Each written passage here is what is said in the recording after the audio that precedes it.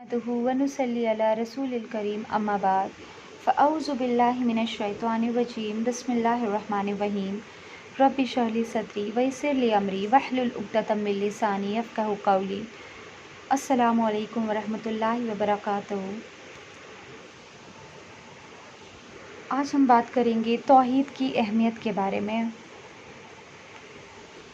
जैसे जैसे इंसान दीन का इल्म हासिल करता जाता है, कुरान व सुन्नत का मुताला करता है, उसके सामने इस्लाम के महासीन, इस्लाम की खूबियाँ, इस्लाम की भलाइयाँ सब सामने आती जाती हैं।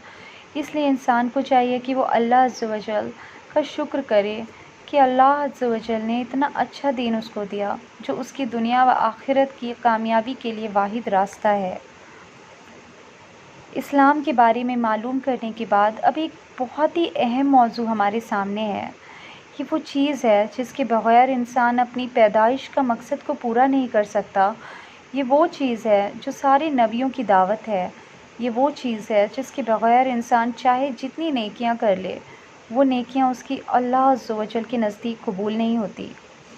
ये वो चीज़ है जो बंदे से अल्लाह अज़्ज़ व जल को सबसे पहले और आखिर तक चाहिए, जिस पर ख़ात्मा इंसान का गुनाहों को धोने वाला बनता है और जिसके बग़ैर मर जाना इंसान की नेकियों को बर्बाद करने का सबब बनता है।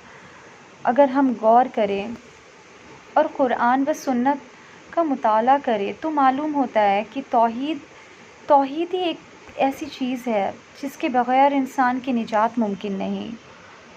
तौहीद की फ़जीलत और इसका सबूत। सबसे पहले तौहीद की फ़जीलत और इसका सबूत, इन दोनों चीज़ों को जानने के लिए हम अल्लाह के नबी सल्लल्लाहु अलैहि वसल्लम की दो हदीसों को देखेंगे। पहली हदीस जाबिर रज़ियल्लाहु ताला अन्हु से रिवायत है कि नबी सल्लल्लाहु अलैहि वसल्लम फरमाते हैं, अहले तौहीद में से बाज़ लोग ऐसे भी होंगे जो जहन्नुम की आग में आज़ाब दिए जाएंगे, जो जल कर कोयला हो जाएंगे, लेकिन फिर भी अल्लाह अज़्ज़ व जल की रहमत उनको पाएगी और उनको निकाल दिया जाएगा। दिस इज़ फ्रॉम सुन्नत तिरमिज़ी, हदीस नंबर 2597। इस हदीस से दो बातें मालूम हुई।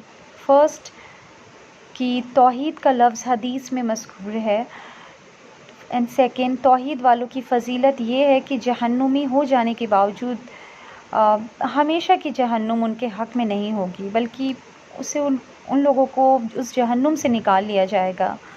दूसरी हदीस आयशा सिद्दीक़ रज़ियल्लाहु ताला अन्हो और अबू हुरैरा रज़ियल्लाहु ताला अन्हो से रिवायत है, रसूलुल्लाह सल्लल्लाहु अलैहि वसल्लम जब कुर्बानी का इरादा फरमाते तो दो बड़े मोटे सींगदार खसी किया करते। इनमें से एक अपनी उम्मत के उन लोगों की तरफ से ज़ुबा फरमाते जो अल्लाह अज़्ज़ व जल की तौहीद और आप सल्लल्लाहु अलैहि वसल्लम की रिसालत की गवाही देते हैं, और दूसरा मोहम्मद सल्लल्लाहु अलैहि वसल्लम और आले मोहम्मद सल्लल्लाहु अलैहि वसल्लम की तरफ से ज़ुबा फरमाते। सुन्ना इब्ने माजा, हदीस नंबर 3122।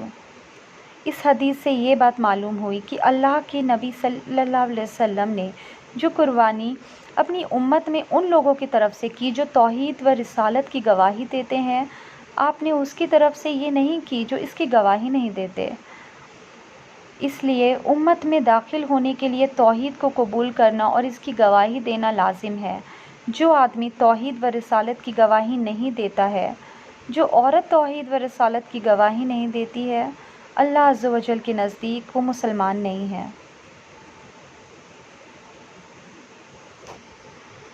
इक़साम एक ही आयत में अहले इल्म ने अल्लाह अज़्ज़ व जल उन पर रहम फरमाए तौहीद की 3 किस्में ज़िक्र की हैं, कुरान व सुन्नत में गौर करके और उसमें से जमा करके।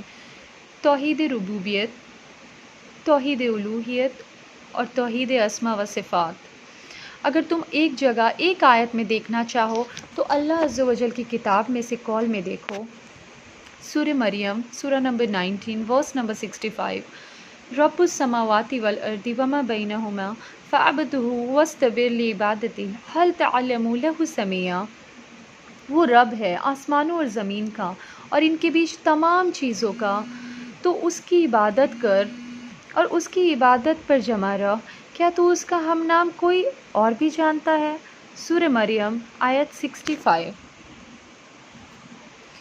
तो अल्लाह अज़्ज़ व जल का ये फ़रमान, रब्बुस समावाति वल अर्दि वमा बैनहुमा, وہ رب ہے آسمان اور زمین کا اور ان کے بیچ تمام چیزوں کا، یہ توحید ربوبیت ہے۔ اور اللہ عز و جل کا یہ فرمان فَاعْبُدْهُ فَاسْتَبِرْ لِعِبَادَتِهِ، تو اسی کی عبادت کر اور اس کی عبادت پر جمع رہ، یہ توحید الوہیت ہے۔ اور اللہ عز و جل کا یہ فرمان هَلْ تَعْلَمُ لَهُ سَمِيًّا، کیا تو اس کا ہم نام کوئی اور بھی جانتا ہے، یہ توحید اسماء و صفات ہے۔